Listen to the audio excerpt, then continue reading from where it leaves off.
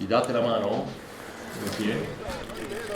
Voglio una città viva, Ma scusa, voglio una città che Giorgio, la popolazione cresce, che nascono bambini, che i giovani rimangono in città e non vadano a Milano o Bologna. Questo serve, il risultato è questo. Giorgio, su 100, non mi interessa quanti soldi, come sono stati spesi. Ti chiedo scusa, su 115 cantieri tu non te ne ricordi 5. Il fair play durò lo spazio di una foto, ma tant'è. Inevitabile che il primo duello TV per la corsa a Casugana fosse ad alto tasso di ebollizione. Mario Conte e Giorgio Denardi, lo yin e lo yang della campagna elettorale per Treviso, verrebbe da dire. Luogo, gli studi di Antena 3 per il ring di Ferdinando Avarino. I duellanti abbozzano sorrisi, ma lo scontro su più fronti di queste settimane sta a dimostrare come i due non si amino di certo, a partire dal caso Monigo. Mi ha offeso profondamente, sono rimasto molto amareggiato, perché io gli stavo offrendo una birra la mia birra per fare un cin con lui e insomma, vabbè, non vado oltre, perché ci sono testimonianze. Io onestamente mi sono sentito, non capisco perché, aggredito in quel modo. Posso forse aver sfiorato la giacca con la mano così, come per dire, dai, che domenica prossima qua tu farai giocare il Treviso.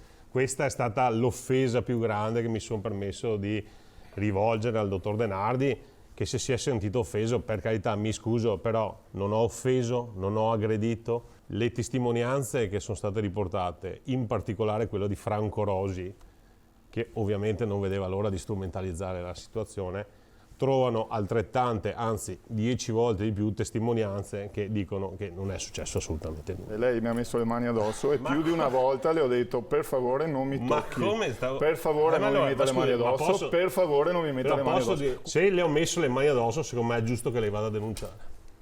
I carabinieri hanno altro da pensare. Sì, no, ma voglio dire, la violenza fisica e aggressione è una cosa grave. Botta risposta anche sul Park Vittoria. Trovo un controsenso andare a fare un investimento così importante e così impattante sulla città quando si sa che si andrà verso una pedonalizzazione della città. Quindi le auto non devono essere richiamate dentro la città, mi sembra ovvio, mi sembra una cosa veramente incredibile pensare di andare a costruire un parcheggio da 400 posti auto lì. Ha talmente tanto ragione il dottor Denardi che dice ma perché portare 430 auto in Piazza Vittoria? Perché in realtà noi non le portiamo in Piazza Vittoria, perché l'ingresso e l'uscita di questo parcheggio sarebbero dal lungo Sile Mattei. In realtà noi via Cadorna, Piazza Vittoria, che sono le piazze con l'affaccio sulle scuole, le liberiamo completamente dalle auto. E poi Denardi l'attacco sulla Treviso che definisce ferma. Io credo che col PNRR a disposizione si possa fare molto di più, si debba fare molto di più.